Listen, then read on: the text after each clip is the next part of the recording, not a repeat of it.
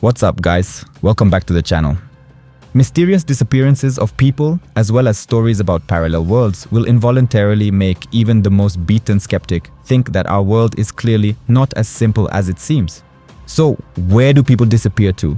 Today, you will hear 3 stories told by real people from our reality who by chance still managed to look beyond the reach of. With you like to support this video, do not forget to subscribe to the channel and we begin. Unfamiliar street.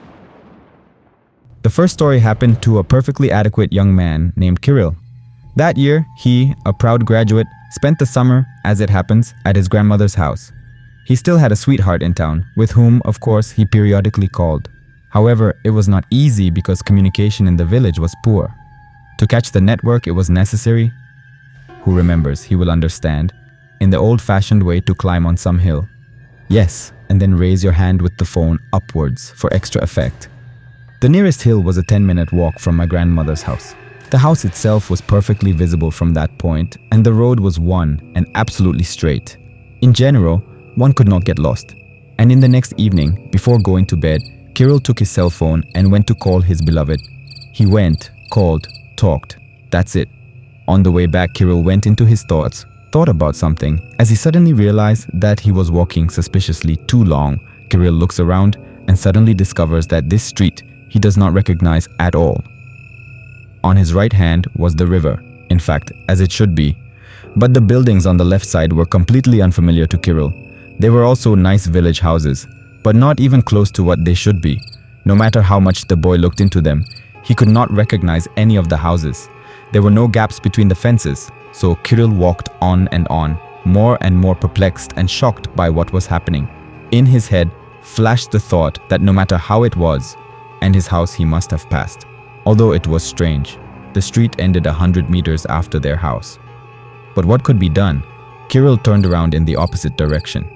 To his surprise, Kirill walked back up the hill pretty quickly. From there he could see his grandmother's house again, nestled below.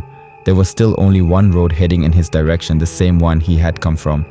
By the way, Kirill shared that he felt that going back to the hill, he had not gone even 5 minutes, although he had been walking there for almost an hour. This is very strange. Cautiously, looking carefully at the now familiar houses, Kirill set off again, and this time he returned home without any problems. What it was, of course, a mystery, but most likely without a space-time glitch. I will be happy to read your versions in the comments. Funerals. The place of action is also a village, but a different one, located in Ukraine in the Lugansk region. This story is told on behalf of a certain girl who became an indirect witness of this story. So, further from the words of this girl, my great-grandmother, my grandmother's aunt, lives in that village. My grandmother and I came there for a visit. However, she knew the village well. She spent her childhood there, and she visited her great-grandmother quite often.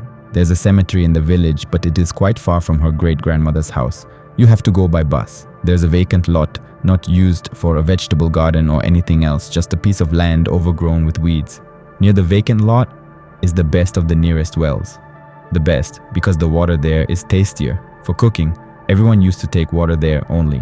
One evening, my grandmother went to the well to fetch water, and my great-grandmother and I stayed at home. My grandmother was gone for a long time, and I decided to run to the well to look where she had gone. Admittedly, I was not afraid to run around the village at night. With friends, we often played in the dark, especially since the houses had lighted windows, and therefore there was no complete darkness as such. Those who grew up in the village will understand, but interestingly enough, that evening, I remember it very well. My hands were covered with goosebumps from fear as soon as I went out of the gate. Every shadow I saw was a lurking monster, and in my head I heard a refrain that it was a special night and it was better not to leave the house on such nights. I don't know where it came from in my 6-7-year-old head. It's creepy if you think about it, but still, I remember these feelings and these words as if they sounded in my mind. I found my grandmother at the very well by the vacant lot. She just stood silently and looked at the wasteland with a glassy gaze. Full buckets of water stood on the ground. I said to her, "Grandma, let's go home. What are you standing here for?" She replied as if she was waiting for people to go back. I didn't understand anything. Started dragging my grandmother by her dress. I was already scared. "Special night, we should stay home." Involuntarily, I started whimpering. My grandmother eventually followed me, but still reluctantly. I had the impression that I was really dragging her by force, though I was a small child and she was quite a massive woman. The buckets remained on the ground and I decided that I could pick them up in the morning. But closer to our wicket, my grandmother suddenly came to her senses and went on her own.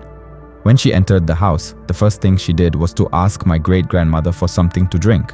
Although, as I remember, she even on holidays drank reluctantly, trying to spill hot drinks somewhere at the first opportunity. That night, she and my great-grandmother sat and talked for a long time. I, of course, did not understand everything, but nothing seemed strange to me. A special night, went through my head. I was only glad that we were all at home and nothing was threatening us. Grandma hurried to get the buckets when it was barely dawn, but they were gone. Maybe the neighbors had stolen them, though it was not customary there. And more valuable things than buckets were often left unattended in the street, without consequences. So in general, my grandmother and great-grandmother bought new buckets. But they launched a whole campaign trying to find the thief, but without success. Years later, when I was older, I suddenly remembered the incident and started asking my grandmother about it. She told me that that evening, she too had been frightened as soon as she stepped outside the gate. Then she heard something resembling church singing, which was approaching. And when she drew water and went home, she met a procession of people dressed in white. They were walking towards a vacant lot. There were many of them, and they were all very scary. My grandmother said, "Scary like that," but she could not explain. Two of them carried on their shoulders a coffin, also white, covered with a white cloth with a gold embroidery. They went to the vacant lot, put the coffin on the ground, and began to sing together, standing around it. She doesn't remember anything further until she was at the gate with me. What is interesting is that the nearest death in the village happened only the following year, and it was a complete stranger, not even a neighbor. So you can't really call it a vision. I think it was a classic case, and the grandmother saw some parallel world. Well, this is such an interesting story told to us by the girl. It should be noted that in villages and hamlets, Russian, Ukrainian, it doesn't matter. There is a huge number of such stories, local legends, fables, which are actually a separate kind of supernatural folklore. Yes, people constantly faced and are faced with something unknown, scary, and sometimes invisible. To believe in it or not, it's another question. However, as the saying goes, people will not talk just like that. Underwater teleporter. A story told by a guy named Alexander. When Sasha was still very young, he went with his parents to the lake in Zelenogorsk. That day, his father taught him to swim. For a while, the boy stayed splashing in the water near the shore so that always, in case of anything, it was possible to lean on the bottom. And so, once again, failing to cope with swimming, Sasha tried to lean on the bottom, but the bottom under him was no longer. He went under the water with his head and then, floundering for a long time, tried to resurface. Everything was like a fog, whether from panic or something else, but the sensation was not pleasant. Finally, the boy managed to swim to the surface of the water. But what was his surprise, because he surfaced just on the opposite shore. And this is about 200 meters. His parents, despite the fact that they were there all the time, caught up as soon as he started screaming from the opposite shore. Neither Sasha nor his mom or dad never understood how it was that, having barely learned to swim, he could swim the whole lake underwater in such a short time. As an option, here you can apply the version with the guardian angel of the child. In order to save the boy, the same space-time continuum was changed. Hence, such miracles. If you have something to add, dear friends, be sure to write it in the comments. Who liked it? Click thumbs up and subscribe to the channel. See you in the next video. Take care. Bye.